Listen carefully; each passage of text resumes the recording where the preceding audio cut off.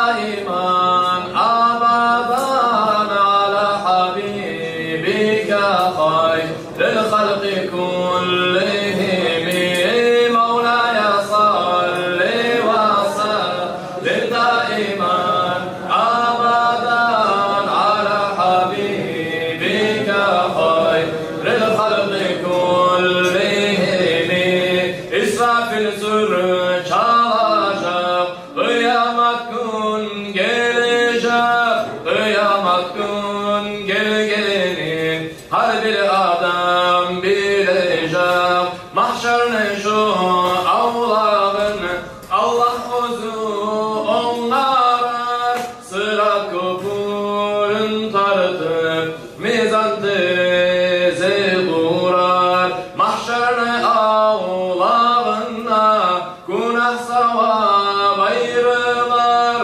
günah kop adamlar mağrışıp aylanar. Savabı kop adamlar cennetlige bararlar, günah kop adamlar cehennemge haydalar. Günahları kop adam atasına yollar, mahşerine ağlarına Allah araması var. Hey beni aziz atam, dünyada yaşayanlar, sen beni atam edin, biz birce aşayganlar. Haline gel sen beni koyup getip barasan, günahım artık bulup yazık bulup duramam. Tanımaçı tanıyman ne çıkome geteyim, Allah bergen nasibim sağ necik bereyim. Dünyada yürüdümçü Allah aytkanını etmey, peygamberini yolların birini kabul etmey. Allah'tan beni korkaman sağa kömek etmeye, mahşerine ağlarına yumuk bulup yetmeye. Şu zamanla olan anağa bağıp karar, anası da vurulup ulana bakmay koyar. Ayağlı aziz anam tanımay mı sen beni, karamay koyup gidip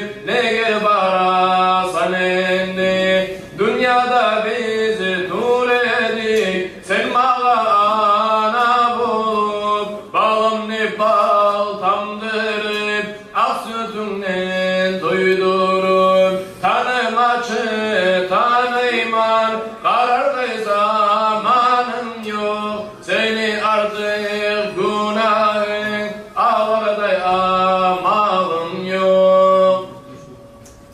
O zamanla ağası enige bağıp karar, enisi de ağasın koyup yoluna varar. Hey beni yakşirim, tanımay mı sen beni, tanımaylan ay bulup gidip barasan enni. Dünyada bizi dur edik, ağa inileri bulup hal getip barasan, gelip ne beni koyup. Yaşı seni tanıyman ne amallar edeyim, sana bugün bulmayman dindirmeye komegim. Öz günahlarıma da turaman etme bilmey, mahşerine ağlarına sağa komegim etmey. Şu zaman eri kardeşi